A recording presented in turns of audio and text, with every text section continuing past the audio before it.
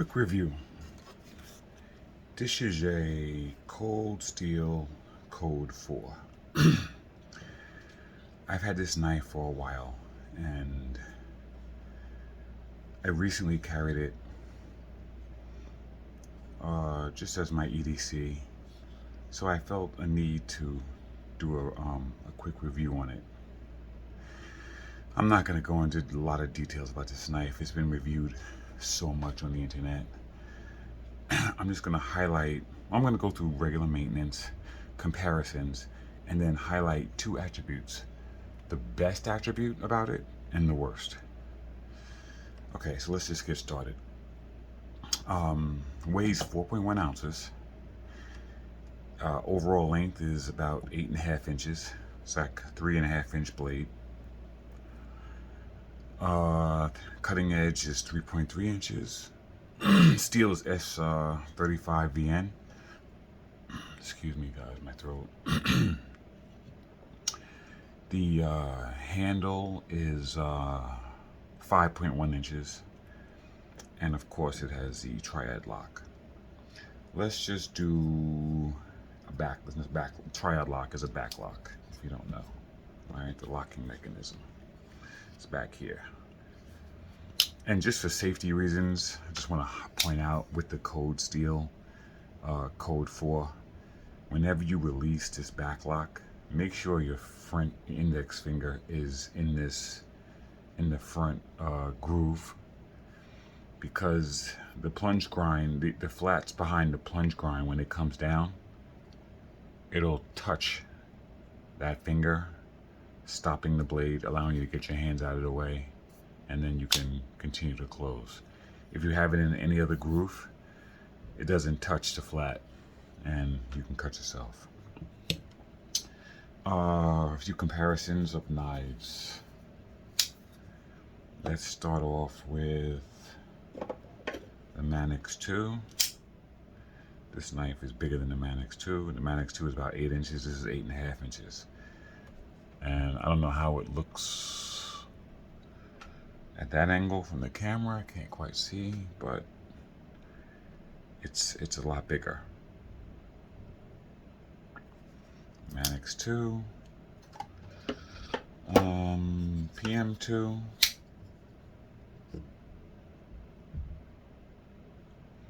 Yeah, it's a big knife. It's a very big knife. I mean, 8.5 inches. Yeah, it's a little on the big side. Sage 5. Always compare to the Sage 5. Yeah, dwarfs it. Yeah, that's how it looks next to a Sage 5. And do a couple more. Of course, the Recon 1. This humongous knife. The Recon 1 is bigger. Okay, it definitely is. Okay, look at it from this perspective. Yeah, the Recon 1 is just massive. I mean, the handle curves down here much further. It's just a big knife. Really big knife. And finally, one more. Let's go with the Demko 20.5, because that is actually going to be one of my subjects. Comparing this knife to, it is a lot bigger than the 20.5.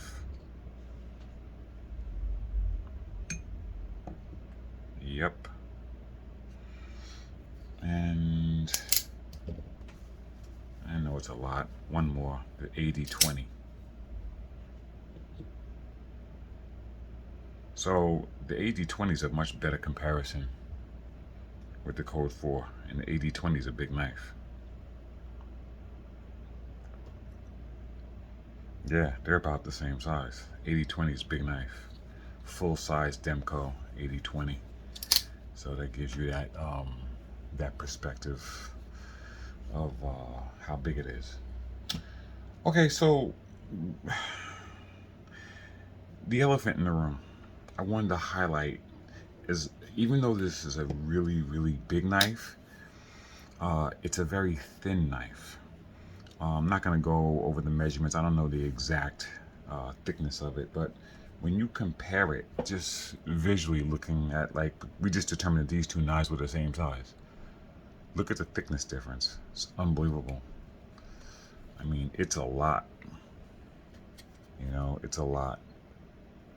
So, you know, the Recon, which it was close to, the Recon is much thicker.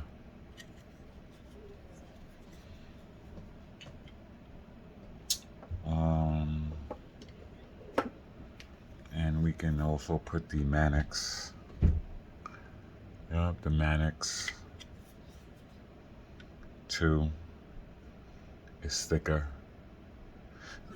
So that was one of the real highlights that I wanted to point out, that this is a very thin knife. As a matter of fact, it was so much bigger than the 20.5, but I bet you, yes. So if you look at the thickness of these two, they're very close. And the 20.5 is a thin knife. You know, they made this knife thin on purpose. That was one of the attributes of the knife, being thin. And I think the Code 4 is a little thinner. I mean, just a smidgen. So, yeah, it's really interesting. So that's really what I wanted to highlight, that this is a very big knife, but it's very thin. It's very easy to carry if you want to carry something like this. If your states and your laws allow you to carry this knife, this is a full-size knife that carries very easy in the pocket.